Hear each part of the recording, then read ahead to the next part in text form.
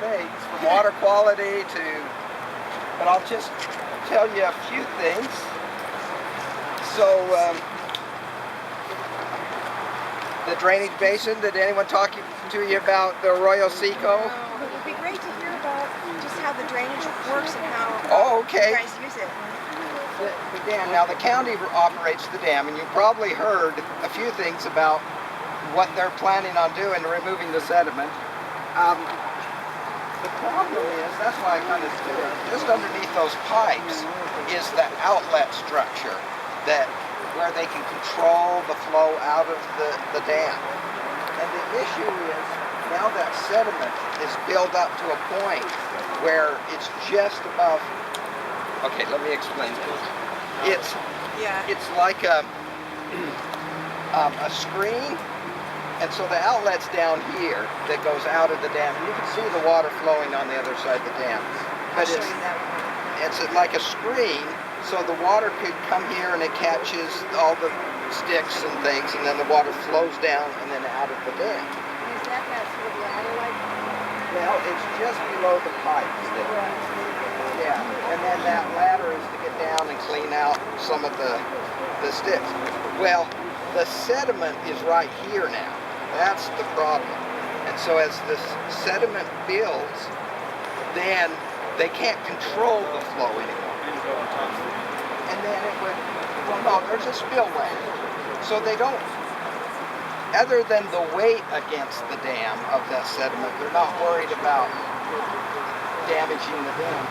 But the issue is, if there's a big storm, especially if it's in a fire-damaged area, and a big rain, that water comes down, they don't have the ability to now hold it back. The reservoir would be full, and then it would just flow out the spillway, and the downstream channel isn't large enough to hold like a 10 or 20 years level storm. So that's the problem with the sediment. Question. Yeah. You say sediment, we're really talking about sediment and debris. And the debris in the water slows down the flow and makes it flood. Yeah. But it's not about putting nets up or booms. Okay, so why are they holding this water back? Okay, so yes, they have the booms, and they actually have boats to get the bogs and stuff. So they've been working to pull that off, and probably some of you live around here probably seen them do that. Now, they're holding the water back because now the sediment, the rock and the sand, so to speak, hits the water and drops out as soon as it hits it. So that's why they've been holding that water up there. So they're letting that sediment drop out upstream, away from the dam. Brad, do you know if the trees that are out here right now can sort of mitigate some of the floating debris at least, keep it from getting to the dam, or is that just sort of haphazard? Well, no, it actually makes it difficult for them to clean the floating debris. Now, It always slows down the flow of water, which speeds up the rate at which the sediment drops. If they can keep the water moving, they won't be having that sediment. this red marker, actually that's just a floating thing, so the logs and sticks can't get close to the dam. That's all that is, just keeping the debris, the floating debris, away from the dam. When you come down here, I'm sorry. Yeah. What is sediment? Okay, sediment is just sand and rocks and dirt. That's what they're really talking about. It's not branching all the others. Well, it could be, but it's mainly just the dirt and sediment. So, yeah? Has this been done? I've read some when it was done, but isn't this done every year? Some removal every year? Wouldn't that be the best approach? That would be the best approach. Yes, but for some reason, the county has not done that. I think it's been, maybe 15 years since they've really come in here and removed sediment. Since they retrofitted the dam, right? Yeah. Yeah. Yeah, there was one time they took a section out here. So, did they talk about the amount of sediment? Anyone talks about it? Yeah. Yeah, so the storms this last winter and this winter, I'm guessing there's about 1.3 million cubic yards of sediment. What they're this last winter and this winter, because of the fires that have come down, they're only talking about removing 1.6 million cubic yards. So you probably heard that it's 400 trucks a day for 3 days, 3 years, 3 days, 5 I days wish, a week. 3 And years. that's actually from May to December or something like that. It's not all year. Well, yeah, they're missing.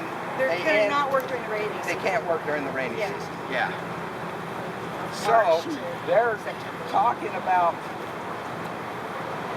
Oh, how can I explain? There's a Cap- cormorant out there. Yeah. What is it? Cormorant. Sorry to interrupt you. Yeah, no, that's okay. We were told to watch for birds. There is. So they're talking of going all the way back to.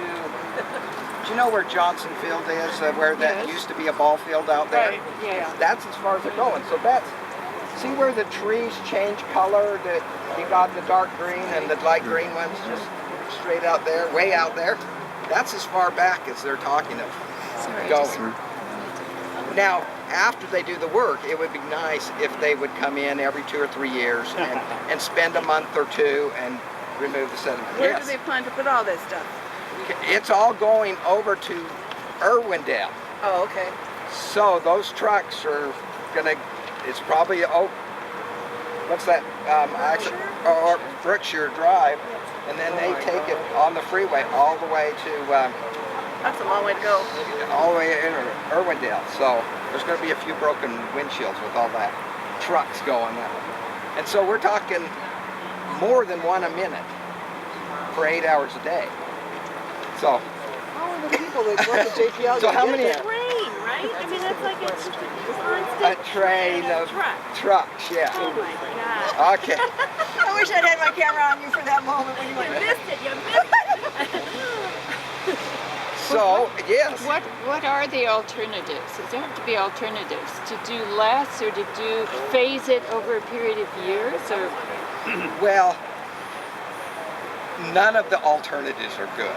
You can delay it, but eventually you're still going to have to get in there and do it. Yeah. Is it better to do it over 5 years or 3 years? You know, I don't know. Maybe Maybe it's, we have to take the silk out. yeah, but the silt, there's no way to. Now, another way to get silt away is to, if they dig a hole here and then they push the sediment and then let it go down the channel like it naturally should go. But it goes all the way down, where does it go? The Port of LA? LA River. Yeah, and they don't want that sediment down there because that creates a whole nother problem. So that's the only other option. Any other questions?